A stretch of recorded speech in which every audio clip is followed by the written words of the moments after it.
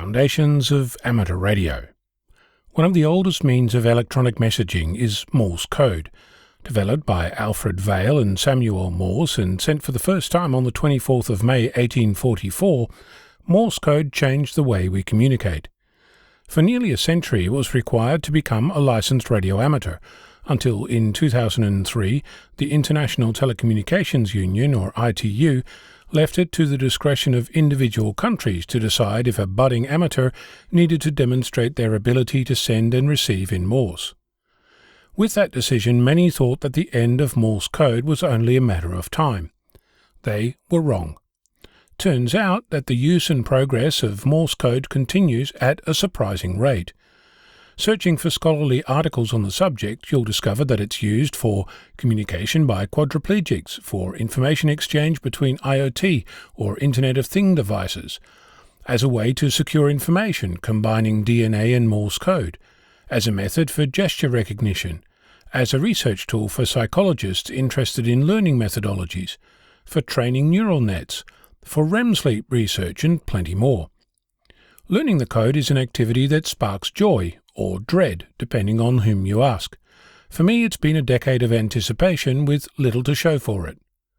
How to learn is a question that prompts as many answers as there are people within earshot, and most of those disagree with each other. If you do ask, you'll discover that there are dozens of websites that offer to teach you.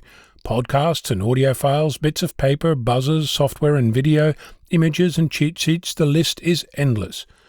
You'll also discover two terms, Koch and Farnsworth. Both are intended means of learning. You'll find proponents of both methods wherever you look. You'll also hear from people who learnt the army way, whatever that means. There's people who were taught not to send before they could properly receive, those who were taught the opposite, and everything in between.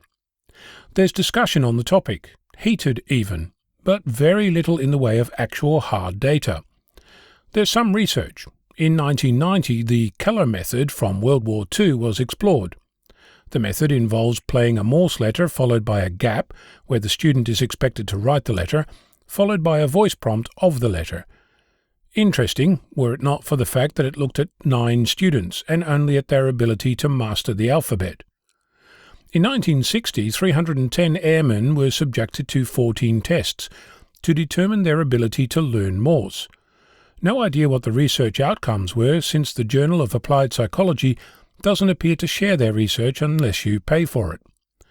There are reports of actual science behind the Koch method of learning, but I wasn't able to find it, though it's repeated often. It's only with the introduction of computers that actually using this method of learning has become practicable and recently popular.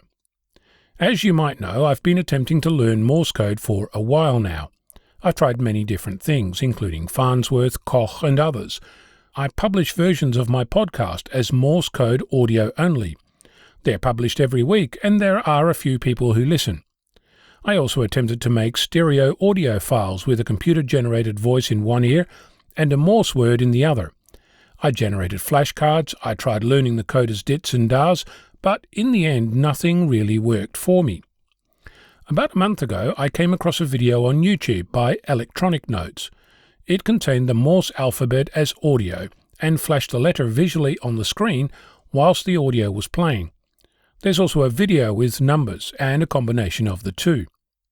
It gave me the idea for something entirely different to try, and in preparing to talk about this, it turns out there's even research to suggest that I might be onto something.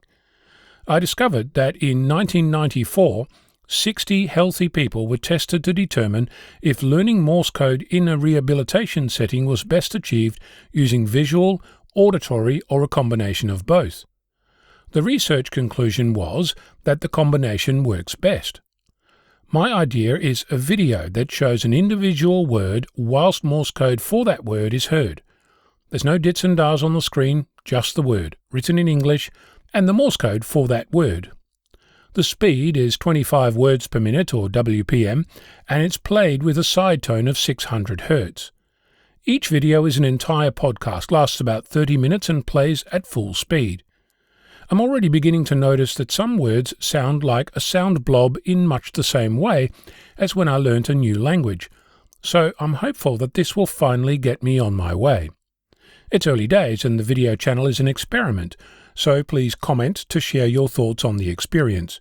Who knows, I might have introduced a new way to learn. Now all we need is some research to compare it to other methods.